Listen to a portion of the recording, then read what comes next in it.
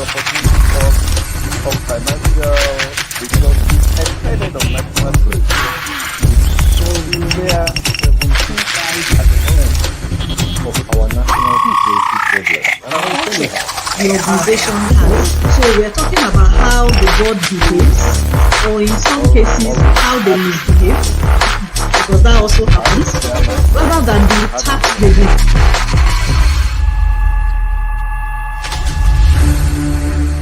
Very rare Yoruba names that I know.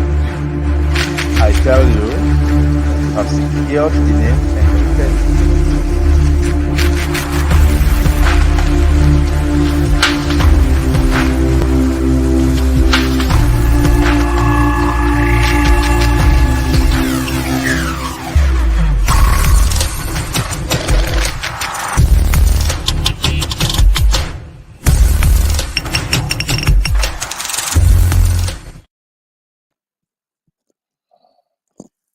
hello. Welcome to this edition of ICAN on Air knowledge sharing session as powered by the Institute of Chartered Accountants of Nigeria, the Institute. And today, we examine this very important subject, harnessing the benefits and contributions of MSMEs, micro, small, medium enterprises to Nigeria's economic growth and development. We're looking at this because there has been a lot of global discussion about the role of small businesses in the development of the economy, and particularly in light of tariffs that's been imposed out from by various entities, various countries. And without a doubt, small businesses, particularly in countries like Nigeria, where the economy shrinks and shakes with what economists describe as marginal increase in areas of tariff, if care is not taken, such economics will collapse. For instance, in Nigeria, 27% of the country's trade balances come from small businesses. But more importantly, they employ about 60 million Nigerians who contribute some 48% of the GDP. And so, without small businesses, the employment will have soured. A lot of statistics are bandied, some real, some imagined. Let's say, from what had been recorded at a point in time, 14% unemployment, to as much as 50% or more, causing nothing short of chaos. Now, to drive deeper insight into this subject is Mr. Sheye Olurotimi, the founder, MSME Africa. He often refers to himself as a knowledge entrepreneur, and he's a certified trainer, a versatile learning facilitator, a mentor, a consultant, and a business coach.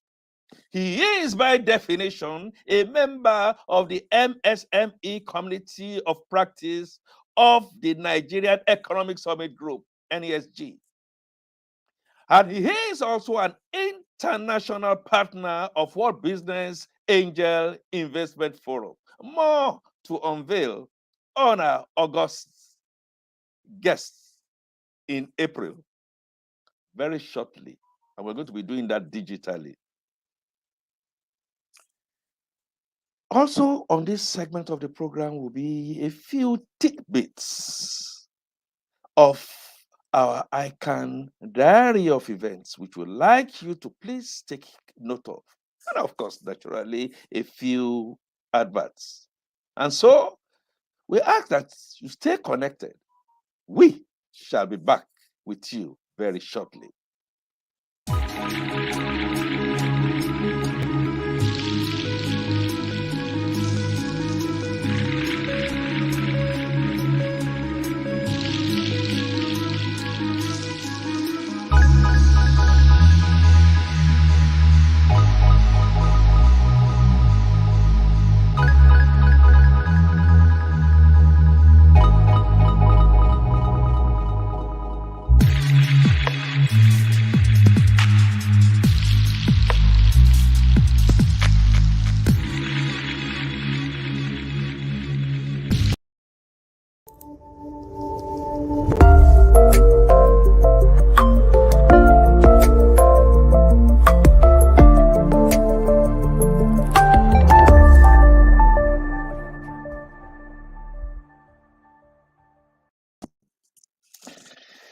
You are welcome back, and I thank you for staying on with us. And please join me to welcome Mr. Sheye Olurotimi to ICAN on Air. Sheye, you are welcome. Thank you very much, Akin. I'm delighted to be here. Thank you very much. Beautiful, beautiful. And as is one of us in the Institute, we always talk about the balance sheet. It tells us the end, perhaps from the beginning. They all have little bits of ties and knots. And so we like to frame these subjects in a way that our audience will benefit. Definition of terms, insightful insights from your wealth of experience, and looking at the benefits and the contributions that MSMEs will have to the Nigerian's economic growth and development. And so I fire by asking, who are MSMEs? Okay, thank you very much for that question. I guess before I answer, when you mentioned balance sheet, it brought some bit of nostalgia to me. As somebody that is not a practicing accountant but studied accountancy, so I remember some of those terms. So when you mentioned balance sheet, I was like, okay, here we go again. So I'm privileged to actually be an accountant by training, even though not by practice, but whichever way you want to look at it, you can't kick me out of the profession. I'm still an accountant, all right? And you know that being Right, an entrepreneur also, you also do a bit of accounting, do a bit of HRB, do a bit of everything. So I am an accountant, all right? Even though I'm not practicing. Now let's talk about the MSMEs. Who are the MSMEs? What do they stand for? What do they represent in the economy? So when you call some people MSMEs, they feel like it's a bit derogatory to them because that means you are saying that they run a small business, right? But by definition, and when you're talking about definition right now, the authority we can depend on is SMEs, and that's the Small and Medium Enterprise Development Agency of Nigeria, because that's the agency set up by the Nigerian government to regulate the practices of MSMEs and also define them and also draw up policies concerning them. So according to SMEDAN, based on the latest classification, right? So if you are up between 1 to 2 people in your employment, and you are doing less than 3 million per annum, you are a nano enterprise. Okay. And if you have between 3 to 9 people in your employment and your turnover per annum is between 3 and 25 million naira, you are a micro enterprise.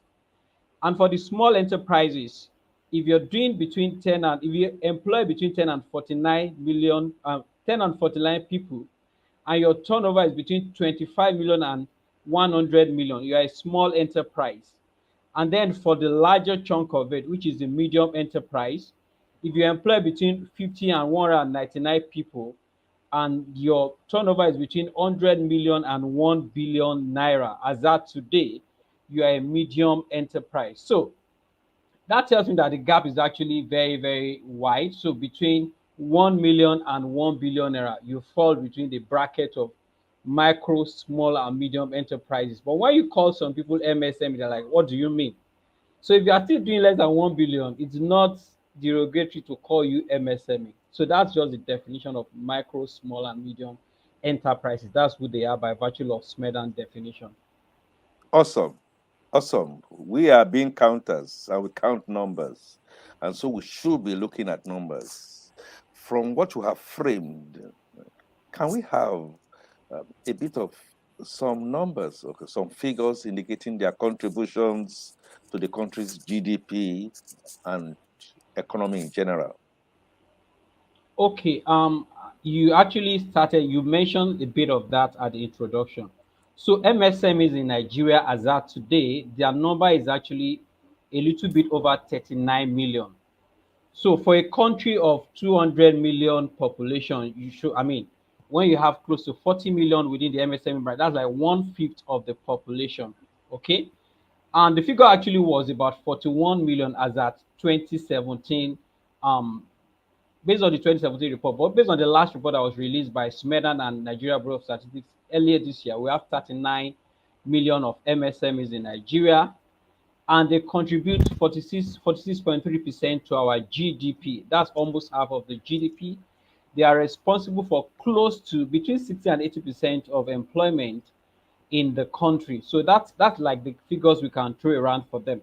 But there's something very interesting I want us to also note, because when we say MSMEs, a lot of people think it's fairly distributed. So out of that 39 million that we have, 38 million of them, okay, are actually micro enterprises. Hmm. So I have 39.6 MSMEs, but 38.4 of them are micro enterprises, while the ones that fall within the bracket of SME are just 1,240,000. So that's why it's not fair when you refer to small business as just SMEs. And I'm happy that the orientation is actually changing now. We are not talking of SMEs, we are talking of MSMEs, because the SMEs are just 3.1% of the bracket, while the micro guys are about 97%. And altogether, they are contributing about 46% to the GDP, and they're responsible for close to between 60 and 80% of employment that we have in the country. So they are actually doing a good job within the economy. Hmm. Excellent. You know, back in the day, share people will say without capital, without funding, you're going nowhere. And entrepreneurship is also now saying that ideas are money. But we can't run away for the fact that for startups, whether you are big, you are mid, or you are small, it's your funding. And for a lot of accountants, we see that nearly every MSME believe that their major challenge is funding. How true is this? Yeah, you're actually very right with that assertion. I mean, for somebody that works with MSMEs, if you get out 10 of them in a room, 9 of them will tell you that their problem is funding. So, how do I react to that? I will say yes and no. All right. So, a lot of them actually have funding problem. A lot of them don't have access to funding. Let me go back to a report by PwC. The report was released in 2020, a survey done for the micro small the MSME sector of the economy by PwC. And according to that report, the MSMEs have about 617 billion funding gap. Okay. But the interesting thing is that that 617 billion funding gap that was identified is just about 3% of the total credit given out by the banking sector. So I'm happy I'm talking to accountants here. So it's either the MSMEs are not meeting up to the condition because they are just getting about, I mean, what they are looking for is just about 3% of what the banks are giving out, or the banks are not servicing the real sector like they should do. So funding is a problem for micro, small, and medium enterprises, but at the same time, too, a lot of them just need to put their books in order before they start talking about funding. A lot of them don't even know how to keep their books. You have somebody that has 1 billion naira tied down in stocks, and he still feels like if he can get 250 million naira funding, his business will be okay. Instead of just selling those stock, he keeps them in his warehouse. He keeps accumulating costs for warehousing them, but he doesn't even know that his asset need to be distributed the right way. He doesn't even know that he also needs to work around his cash flow. He knows how much he's going to pay every month as salary, but he's not planning for it. So they keep shouting funding, funding, funding. The question is, have you actually looked well at your books and the way you're operating your business? Are you sure you really have a funding problem, or you don't even know how to allocate your fund? Then another problem is that we have MSMEs who don't know even how to run a business. And this is the analogy I give. The fact that you're a medical doctor of 20 years does not mean that when you start a hospital, you're going to run it well. Because apart from the skill of being a medical doctor, right, you also need to learn how to manage people, manage resources, manage a lot of things so that you can make a success of that hospital. But what we see around here is that everybody is saying fire your boss, go and start a business. And so because you have that skill, you just go ahead and manage a business. You need to learn how to manage business well. A lot of MSMEs have problem with capacity development. They don't have the capacity to manage people, to manage finances, to manage even all other factors that are around the business. So when you have deficiency in that area, funding is not what you're looking for. You are looking at how to structure your business, how to ensure that you even know what you're doing before you ask for somebody to come and fund your business. Because if you don't know how to run a business, the money comes to you, you're going to squander it. So funding is a big deal, but funding is not always the problem for Mm. MSMEs. So, fantastic. Awesome. I see you telling us, as we always hear, that MSMEs struggle with the four P's: the process, the programs, and the planets, okay, which will be some environmental thing, and then people. I'm happy you mentioned that, the four P's. But going from there, how will you assess the government's efforts towards ease of doing business for MSMEs? So when we talk about ease of doing business, the gist is if you really want to talk about ease of doing business and you want to be objective and practical with it, you want to ask the MSME down the street, the guy selling at the kiosk, the person who is running that small corner shop on the street, and ask them how easy has it been for them to run businesses. So we claim, I mean, I think sometimes last year thereabout, we moved about 14 steps. I think we were 151 before. We became 137 in the ease of doing business index. And then everybody was saying government is doing something well. Yeah, I always don't want to just condemn and say people are government is not doing what they should do. But I think government can do a lot better. We can see the environment. The business environment is actually very hostile. You want to get things done and there are a lot of bottlenecks that are impeding you from being able to do what you should do. You want to register a business in Nigeria, you know how long it's going to take. I was reading something on LinkedIn. Somebody was saying that he wanted to start a business in a country in East Africa. I don't want to mention the name, but within 6 hours he registered the company online. He did everything online within 6 hours and they sent the certificate to him. Can we get to that point?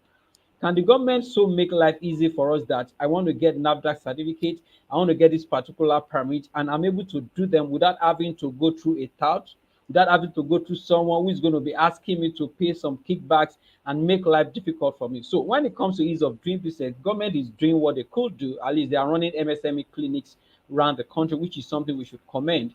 But I think they can do a lot better when it comes to the bottlenecks that are always impeding the progress of the MSMs. Can we get rid of these bottlenecks? Can we get rid of corruption in the processes that MSMEs have to go through before they can run their business on a day-to-day basis? Hmm, excellent. Thank you. As you spoke, you took my mind, and I'm sure the mind of a lot of accountants back sometime late last year, around December, about last year, when we had annual accountants conference, one of those conferences that broke the ceiling. And guess what? I remember that Dr.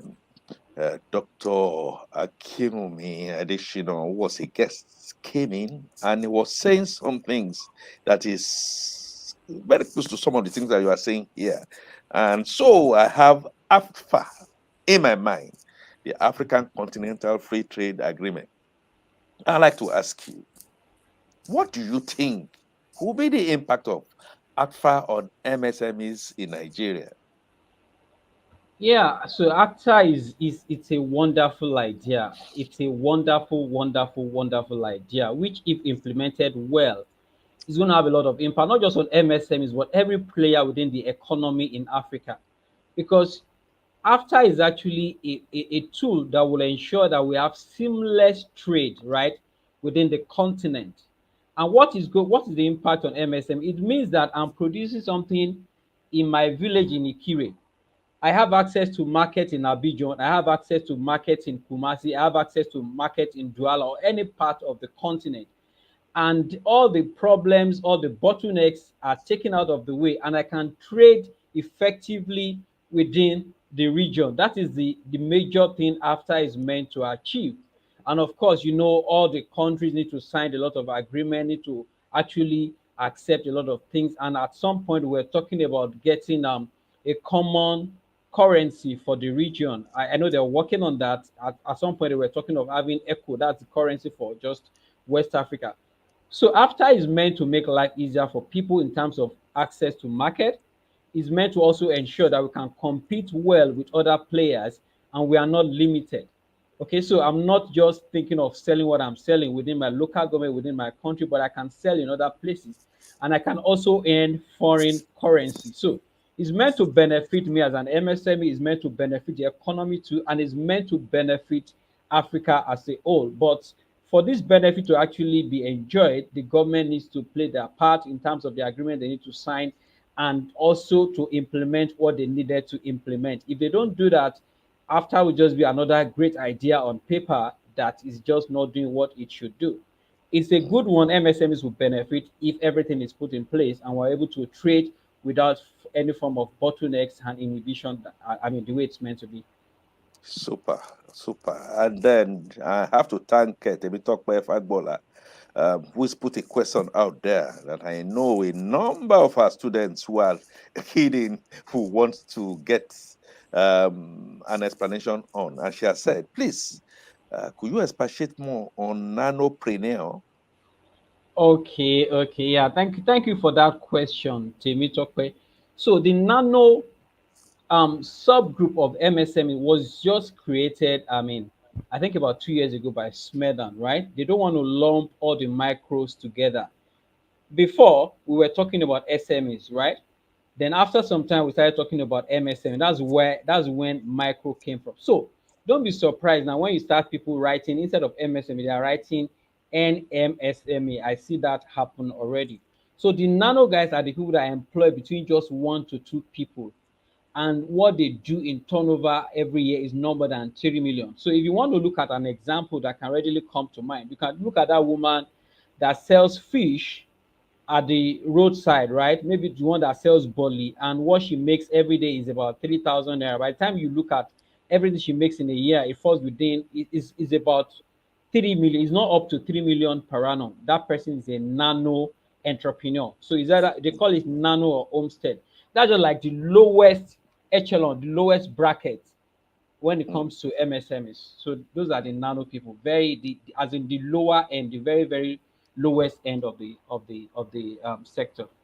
For the benefit of our students, you said you call it home. Did you say homestead? Homestead, yes, nano or Home homestead.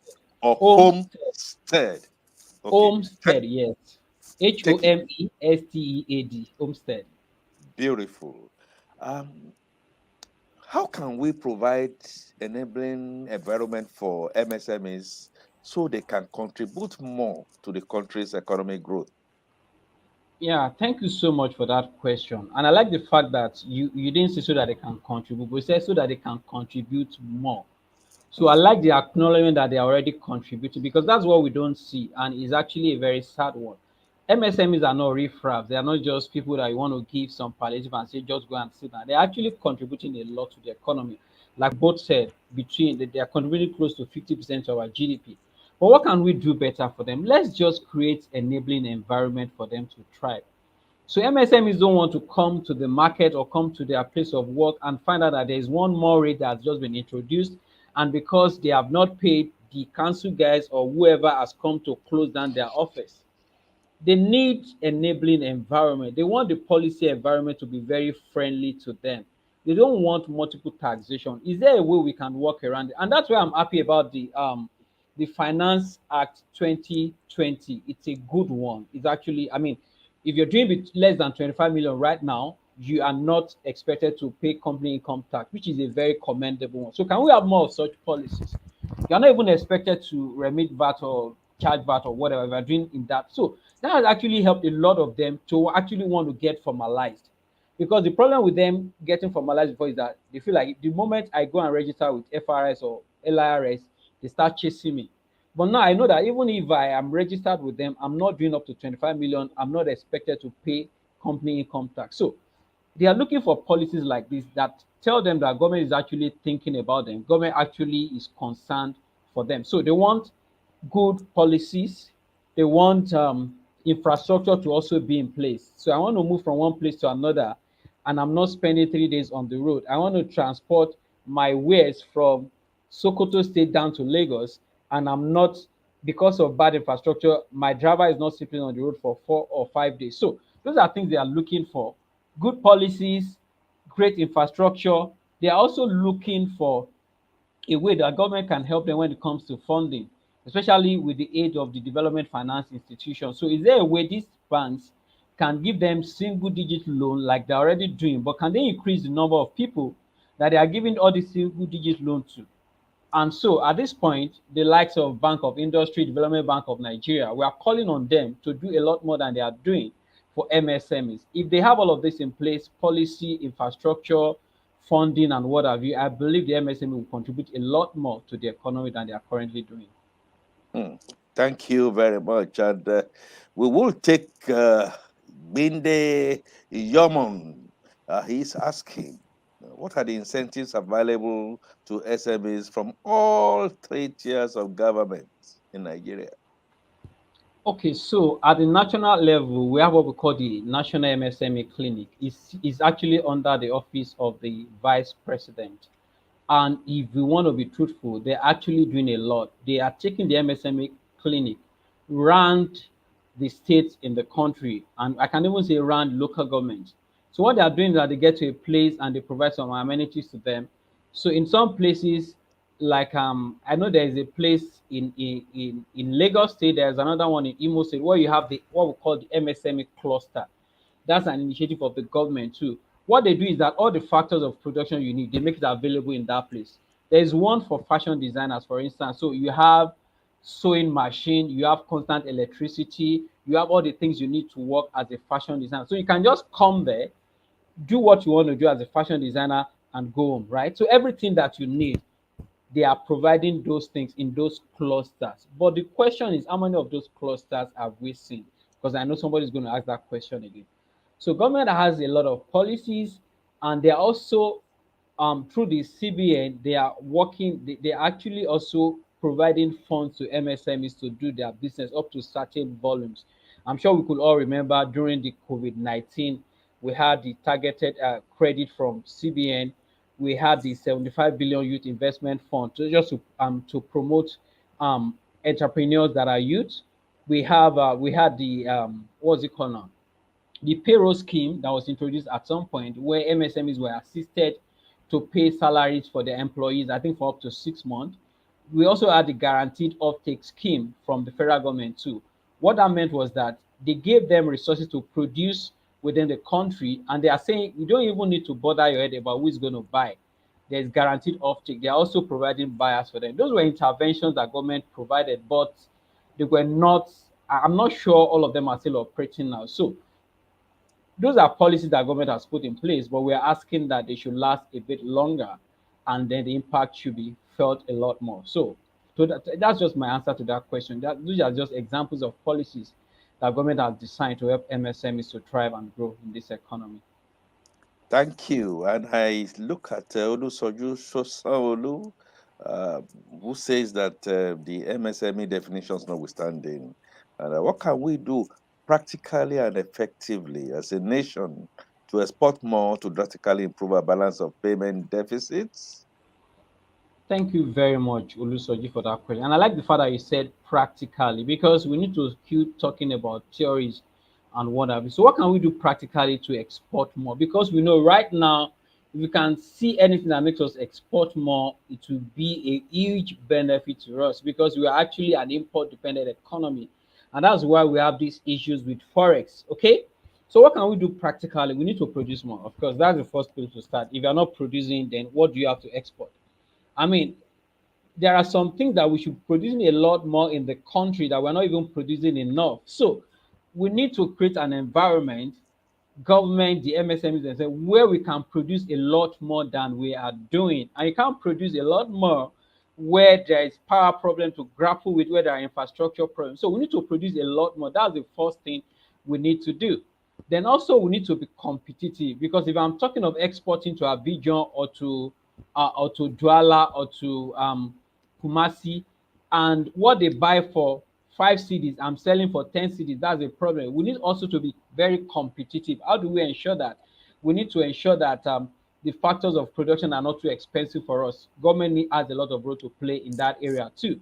If we produce a lot more, if we are competitive, then it's a lot easier for us to export to those places and earn foreign exchange. So those are like practical things we need to do. Hmm. Fantastic, and thank you. The Institute of Chartered Accountants of Nigeria perhaps saw today, yesterday, and saw yesterday some 10 years ago when they introduced the ATS scheme, accounting technician scheme. I have a question from Abel Assign, doctor.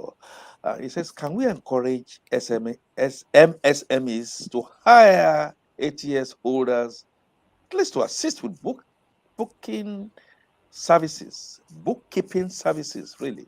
Or they can form cooperative societies to enjoy the services of chartered accountants. In his view, this will help their businesses. Don't you think so? I agree with this 101%, honestly, because we need that middle level workforce for MSM. They might not be able to afford the services of chartered accountants, but we have ATS graduate, and I can tell you ATS graduate can hold their own anytime, any day, anywhere. They can actually help you with the level of bookkeeping you require. So let me share an example. Somebody reached out to us in MSME Africa at some point that they were operating a scheme in other African countries, and they came to Nigeria, and they are looking for people that will benefit from that scheme. It's like a credit rating scheme that if they are certified by that company, by that organization, they can actually be presented to access credit. But you won't believe it, out of the 40 people they initially had contact with, about 30% of them don't even know what their books are. They didn't know what turnovers are, they didn't know what profit was, they didn't know how much they did in the last 5 months. And because of that, the guy said there's no way they can benefit from this, and they couldn't help them. So I imagine that these people have ATS graduates working for them on a monthly basis. They are preparing their books for them. They know how much profit they made every month. They know how much their operating cost was. They knew a lot of things. I'm sure they will have been in a better position to access benefits that are available to them. So I quite agree that ATS graduates can help MSMEs, because if you are not keeping your book well, you have a big problem. You can leave every other thing aside. You don't even know where you stand. You don't know your numbers. It's just like your health too. You don't know what your blood pressure is. You don't know what your temperature is. You don't know what your blood sugar is. You know that's a problem. The same thing with entrepreneurs. When you don't know what your books are, you don't know what profit you made last year, and you are still doing the business. You just show up every day. As long as you see money in the account, you spend it. When there's no money, you say the enemies are after you. It's not the enemies. It's you. All right, so ATS certificate holders can actually help MSMEs, and I think it's something we should be looking at. The institute should look at it, and then I'm sure you can always have a way of collaborating with different stakeholders to make this happen. Poignant and precisely. Yeah, perhaps Mr. President had this in mind when our president paid him a courtesy call, not too long ago. I'm talking about uh, the current president of the Institute of Chartered Accountants of Nigeria, Mrs. Comfort Olu Eitayo MNI FCA. And I'm sure our president must have been starry-eyed when Mr. President was talking about us and saying Mm. we had the resilience and that we the trust to turn over things, whether we are looking at it from the MSMEs, even looking at me, I'm looking at who require accountants. And so we should give ourselves some kudos. And one other thing that I dare say is that the ATS kept on evolving itself, raising the bar. And so it's one of the things I would love to ask you a question on. But before that, let me look at Luda Agboli. He's talking about withholding tax on SMEs. You mentioned a few things concerning that. Perhaps he's talking about how about withholding tax for I guess it's asking position for the small and medium enterprises. Okay, so I think the first thing to start with is you to even ask whether the MSMEs understand what withholding tax is. So there needs to be a lot of enlightenment concerning that. Somebody, I think the essence of withholding tax is for to help government to, to get tax from people who might not pay it or to get it from them ahead of time. Okay, so when somebody does business with me and their invoice value is 90,000, based on whatever services they are rendering to me, it's either I withhold 5% of what I'm meant to pay to them or 10%, right? Based on what is stipulated. And I'm meant to remit that, right, to the government. Hmm, And they also get a withholding tax certificate, which they can net off from their tax liabilities at the end of the year. And for those who don't pay tax, that's a way of actually putting them in the tax net, occasionally, right? To ensure that they actually are paying withholding tax to the government. So that's what withholding tax is meant to be. But if MSMEs don't understand it, there is no way they can actually administer it. So I hmm. can tell you for free that a lot of them don't know what it's all about and they are not even going about it like they should do. So there needs to be a lot of orientation with regards to that. And Luda is coming back. He says his question is on withholding tax for SMEs. Okay, are we Are we to to withhold or withhold or not? not? I'm not quite sure. Okay, I think that question is because I mentioned the fact that MSMEs are not expected, micro guys are not meant to pay VAT and company income tax. When it comes to withholding tax, I think you are meant to withhold. I'm not so sure, so that I don't say based on the Finance Act 2020. But I think you should withhold because somebody is doing business with you. It's a way of helping government to collect. But I'm not sure on that, so that I don't say what is not right. Hmm, that's super. In fact, so are some of the numbers we need to gather and harvest for us to look at the AFA to see how competitive you are versus others. And so takes me Exactly. back to the question I wanted to ask you because we are talking about the ATS, and you are the founder of MSME Africa. From what you had described earlier, looking at the ATS model that the Institute of Chartered Accountants have done in Nigeria, I wanted to do a bit of a comparison. Do we have, practically speaking, something like that in some other West African countries or African countries? And how do we stand uh, in this our MSME journey, Nigeria versus the rest of Africa? How are we positioned? Okay, when it comes to the ATS scheme, I am not sure we have that in other countries. I am not so sure. But like everybody has said, it's a novel thing. It's just a way of addressing the middle level and probably the lower level requirement for accounting services and and bookkeeping for micro, small, and medium enterprises. I Hmm, am not sure it they have such schemes in other countries. I'm not so sure. hmm. And then the other question you asked was I'm trying to remember the Okay, I'm looking yeah, at Nigeria and positioning us versus MSM. others. Yeah, Okay, within the MSME space, Nigeria is not doing badly at all. We're doing, but we also need to know that there is like an evolution right now. People are not just talking about MSMEs; you are talking about startups, right? yeah. Because startups are the real deal now. So instead of just being a regular MSME, you want to be a startup. And what's the difference between MSMEs and startups? Startups have the idea of scaling right from the beginning, and that's why it's a lot easier for startups to get funding and to grow a lot bigger. When you talk about startups, you talk about the like of Paystack and Flutter. You want to look what those guys have achieved in the with in less than 10 years of existence. That's how startups operate, right? And that's what MSMEs should be looking at becoming. But not all MSMEs can become startups because you need a lot of technology. You need some level of technology to drive MSMEs in becoming startups. So when it comes to what Nigeria is doing, as of today, Lagos has overtaken Nairobi as a startup capital of Africa. So in that sector, small business startup space, Nigeria is leading in Africa. Then you can talk of Kenya, you can talk of the likes of Rwanda, South Africa. So Nigeria is actually leading in that space. I can tell you that for free. Well, nice piece of information for us to have. All is not gloom and doom. And I can also say for free that the Institute of Chartered Accountants of Nigeria, by uh, the fact that we are not just first in sub-Saharan Africa, we do export some of those best practices into our neighboring countries to come learn. And I'm happy to say that we keep on holding the torch and shining the light in that regard.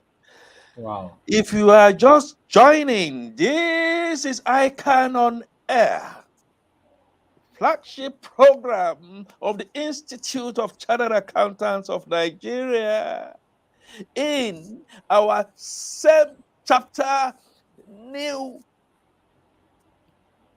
chapters, same charter, I just say, same charter, new chapters, and holding the torch for Nigeria to follow. And today, we've been looking at this topic, harnessing the benefits and contributions of MSMEs to Nigeria's economic growth and development.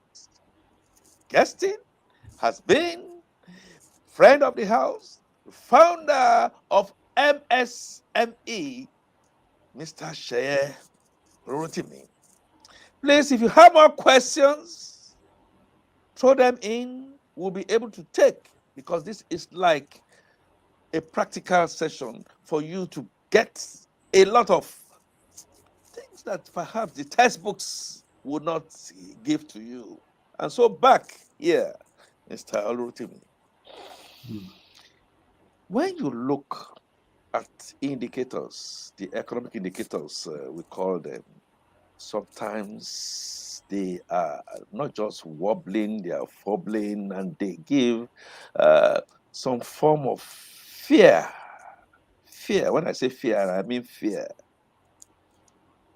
For instance, if you look at the galloping inflation, if you look at the rising unemployment, if you add the two and you get what you call the misery index, people start to talk about poverty and what have you. If you look at the foreign exchange issues, if you look at the PMIs, the purchasing index has been fluctuating here and there at the back of COVID. And then now, look at rising fuel costs and others. Do you really think, or how do you think MSMEs can survive all these onslaughts? I mean, I don't even know where to start from, because you have actually listed all the predicaments that MSMEs are facing on a day-to-day basis. So you talk of inflation, it's galloping really. I mean, some economists will say we are witnessing stagflation because we have a mix of inflation and unemployment. And as the last figure we had I think the unemployment rate is at 3.3%. And that's just unemployment. If you had underemployment rate to that, then you're looking at something in the region of 50 something percent. For a country that is largely populated by youth, and our medium age, I think, is about is less than 25, and we are throwing these guys out into the open without jobs for them. It's a big problem.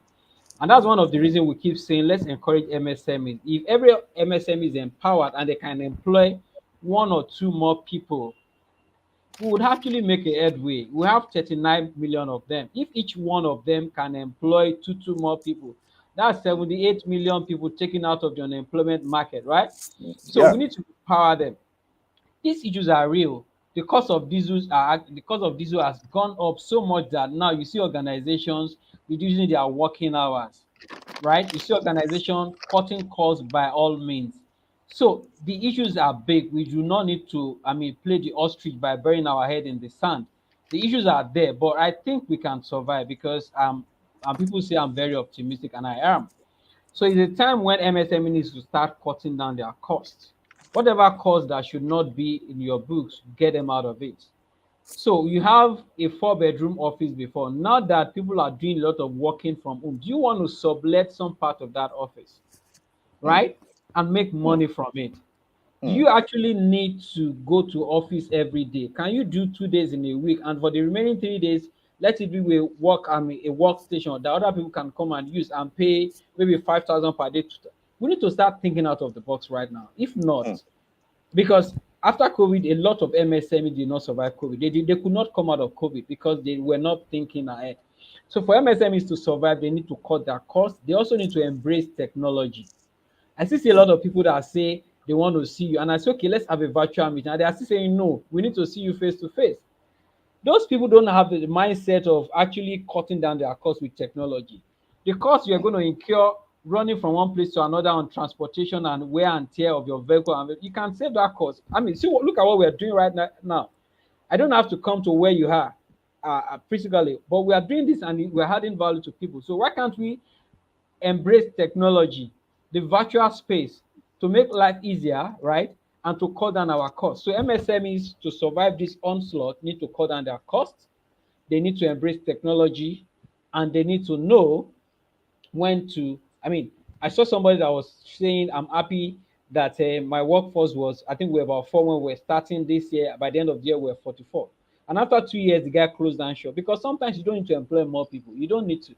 That's not a sign that you're doing well. So you need to really, really, before you incur the next cost, you want to ask yourself, is it really necessary? If it's not necessary, then you don't need to incur it. If you imbibe all of that, I'm sure MSMEs will actually survive the onslaught.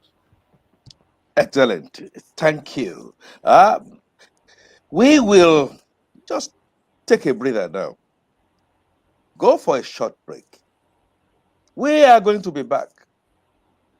Please make sure you stay connected. We'll be back with you very shortly. The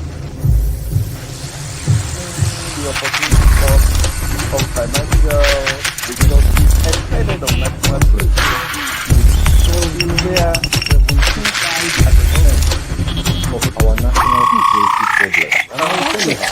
The organization has. So we're talking about how the board behaves, or in some cases, how they misbehave, because that also happens, rather than the tax they do.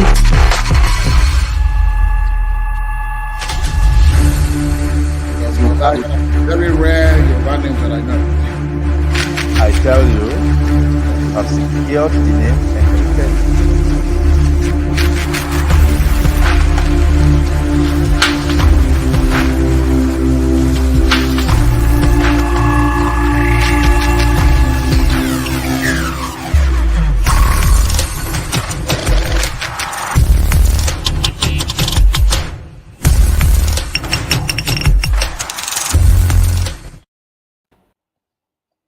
yes, thank you, Mr. Shea, Holurutimi, and thank our online participants as we move towards. Oh, Chike or Pala just sent once. Accountants are helping MSMEs to position to tap from the various fundings.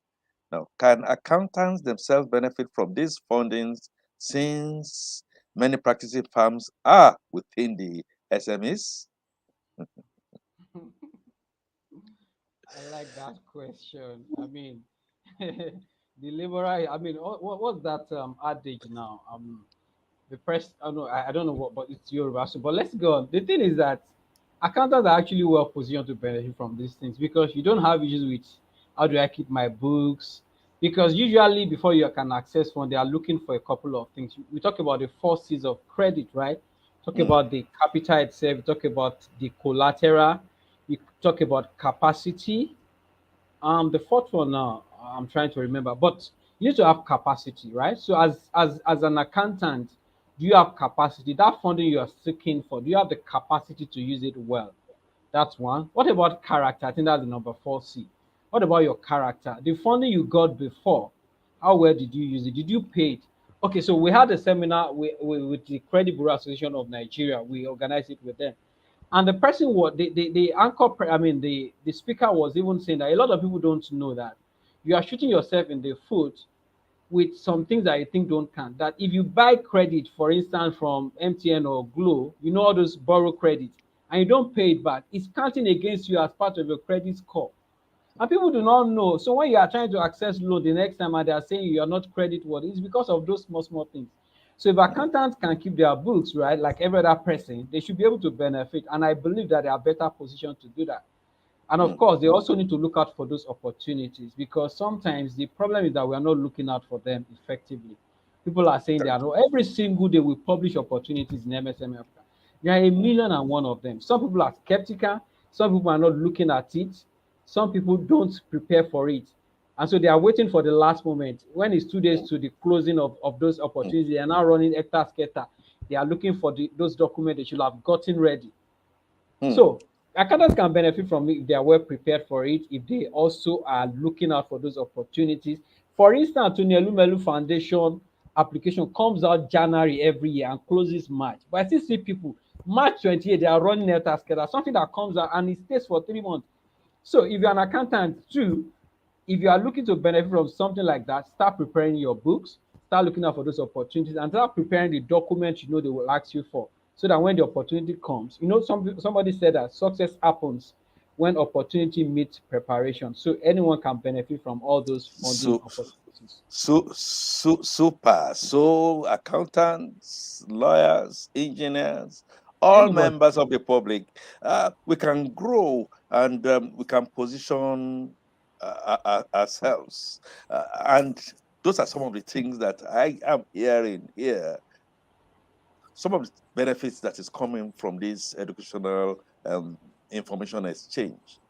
And so, because time is not a friend, I will just ask our guest speaker, Shayelu, to me to give us his parting shots on this subject.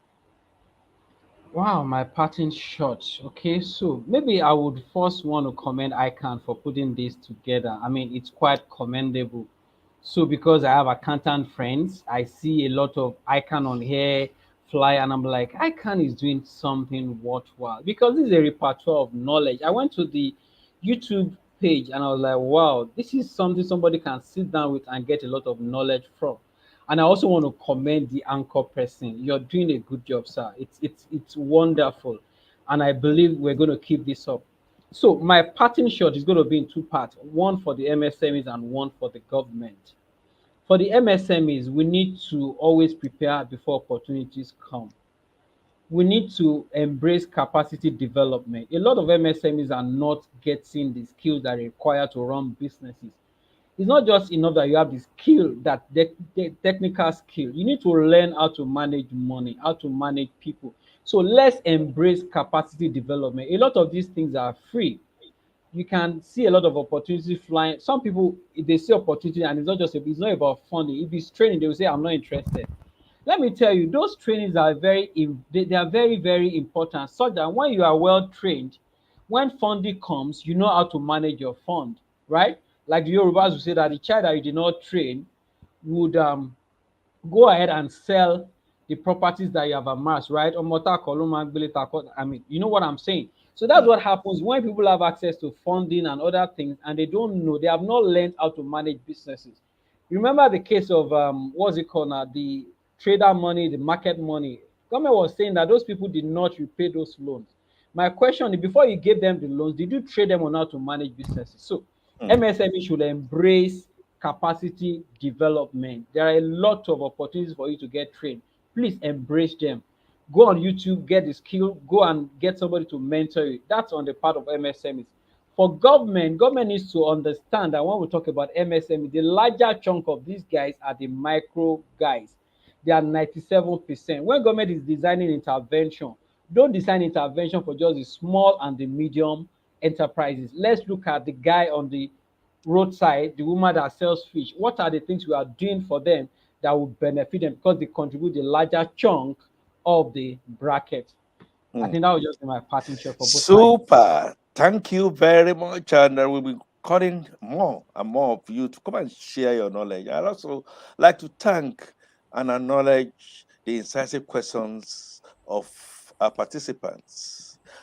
We are going to do more. because our next ICAN on Air program comes up on Thursday, April 28th, year 2022. The time still remains 6 p.m. West African time, and the venue will be the ICAN online social media. Go into that, please like, and don't forget, always look forward to Tuesdays and Thursdays at 6 p.m. West African time when ICAN brings wealth of knowledge, getting the best of knowledge, sitting in the comfort of your offices or homes to learn. And the topic is going to be circular economy.